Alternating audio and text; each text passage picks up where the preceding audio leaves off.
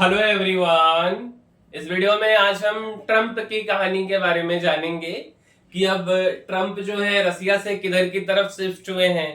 पाकिस्तान वाले एक भाई साहब जो वर्दी उर्दी पहनते हैं, नाम है आसिम मुनीर, ठीक है।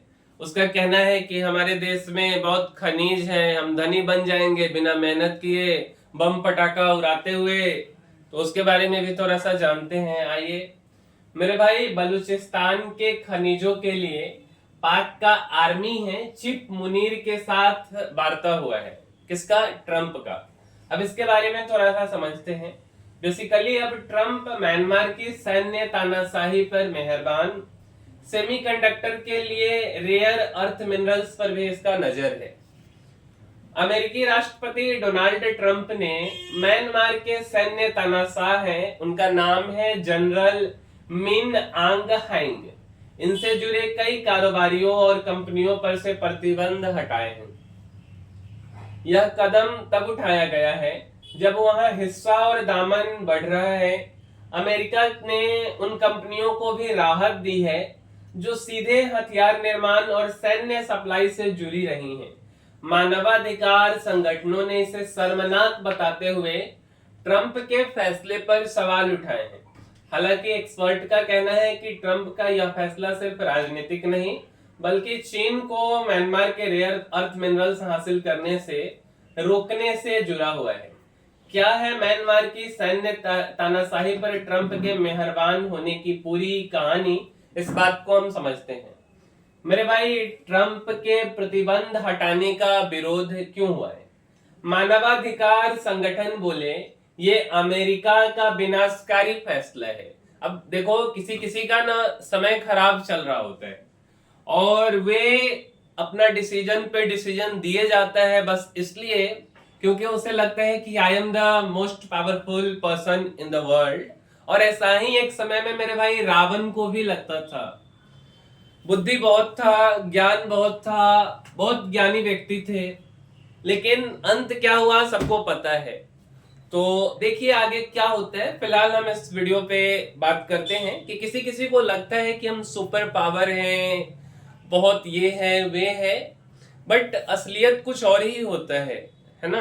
कि हमेशा ना जो नेचर जो होता है बेसिकली ये सिमेट्री को लव करता है। और आपको क्या लगता है ना कि आप जो डिसीजन ले रहे हो वो सर्वोपरि है, ना अगल देखते हो ना बगल, उत्तर पूर्व पश्चिम कुछ नहीं है। तो फिर समय जो है ना आपको रिटर्न बैक भी करता है, तो वो अलग बात है, वो समय बता देगा किसी व्यक्ति को। फिलहाल हम इसके फैसले को समझते हैं। तो बेसिकली ट्रंप प्रशासन जो है ने म्यांमार के सैन्य तानाशाह, नाम है जनरल मीन, इनसे जुड़ी है 3 कंपनियां और 4 लोग भी इनसे जुड़े हैं, इस पर प्रतिबंध हटा दिया है। इसमें केटी सर्विसेज एंड लॉजिस्टिक्स और इसके सीईओ जिनका नाम है जेनाथन मेओ क्यावथोंग। म्यांमार का एक केमिकल और मशीनरी की कंपनी है मेरे भाई, नाम है सनटेक टेक, और इसके मालिक भी इसमें शामिल हैं, जिसके ऊपर से प्रतिबंध हटाया गया है। कंपनियों के मालिक टीन लट मीन को भी राहत मिली है, ये इसके मालिक का नाम है। मानवाधिकार कार्यकर्ताओं ने इस कदम को शर्मनाक और विनाशकारी बताया है।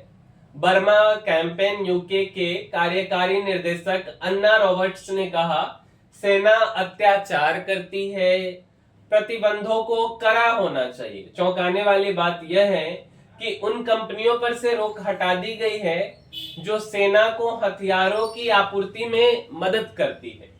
अब म्यांमार में रेयर अर्थ मिनरल्स कितने हैं?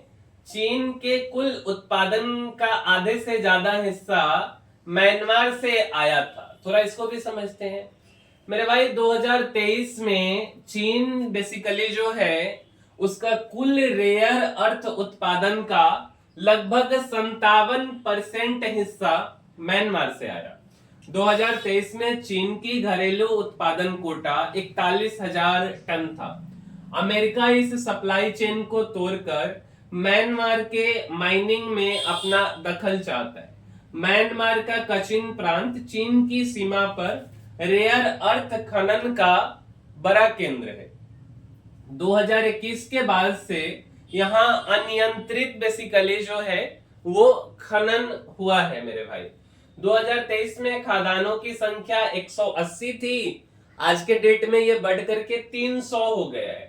म्यांमार में डिस्प्रोसियम और टर्बियम जैसे तत्व निकलते हैं। क्या होता है डिस्प्रोसियम और टर्बियम? मेरे भाई ये जो तत्व हैं, ये जो मिनरल्स हैं, ये हाई परफॉर्मेंस मैग्नेट बनाने में प्रयोग होते हैं। अब क्या करेंगे आप हाई परफॉर्मेंस मैग्नेट बना के?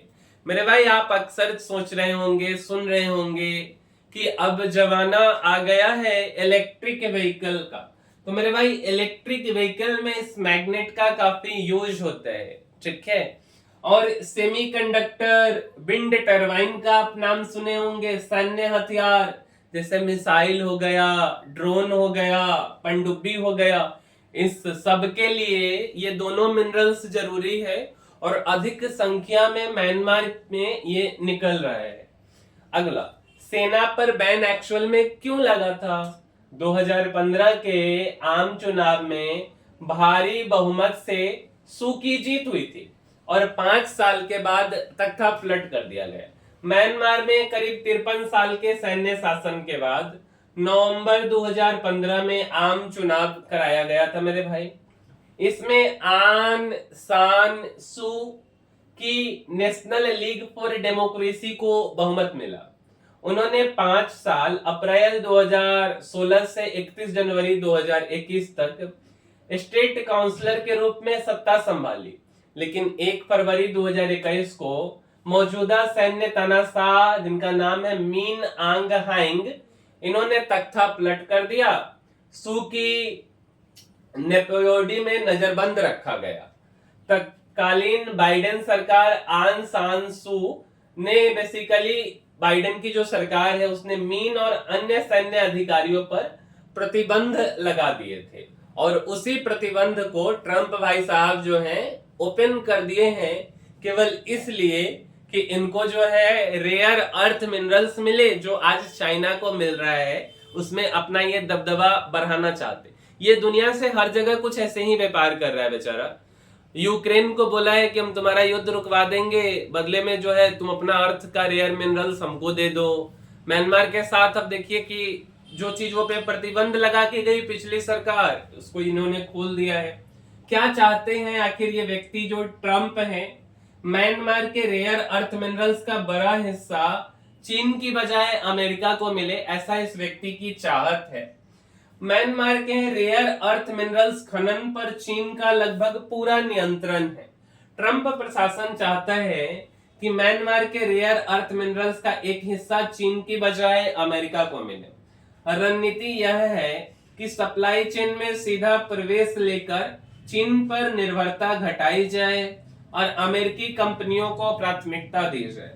म्यांमार का सैन्य शासन दिसंबर 2025 या जनवरी 2026 में चुनाव कराने की तैयारी में है ताकि उसकी वैधता को स्वीकार्यता मिल सके। तानाशाह प्रमुख मीन राष्ट्रपति ट्रंप से नजदीकी बढ़ा रहे हैं। जुलाई की शुरुआत में म्यांमार पर 40% टैरिफ लगाने का ऐलान किया तो मीन ने एक चिट्ठी लिखकर ट्रंप की प्रशंसा की थी बेसिकली। और जो आप सुन रहे हैं मीन आंग हाइंग, बेसिकली यही वहां के सेना प्रमुख हैं। अब ये सब बात तो चलती रहती है, उसी में एक बेचारा और व्यक्ति आकर के कूद गया और इसका नाम है आसिम मुनीर। इसका क्या कहना है थोड़ा सा सुनिए। पाकिस्तान के पास रेयर अर्थ मिनरल्स का खजाना है माइक पर बोलने के लिए, ठीक है, इससे हम समृद्ध देश बन जाएंगे। ये दोनों बात माइक पर बोलने के लिए है, एक्चुअल में इसको खुद भी नहीं पता है। क्यों नहीं पता है भैया? मशीन होगा इसके पास रेयर अर्थ मिनरल्स को चेक करने का, तभी ना पता करेगा। अगर इसको कोई ड्रोन दे देता है उसको भी सही से नहीं चला पाता है। जमीन के नीचे जो है बोल रहा है कि रेयर अर्थ मिनरल्स है, कैसे पता लगा लिया इसको खुद नहीं पता है। इवन इसका करार हो गया दूसरे देश के साथ में पेट्रोल निकालने का, बट इससे पहले तक इसको पता ही नहीं है कि मेरे देश के अंदर जो है कि क्रूड ऑयल का भंडार है समुद्र में, ठीक है। तो देखते क्या कहना है।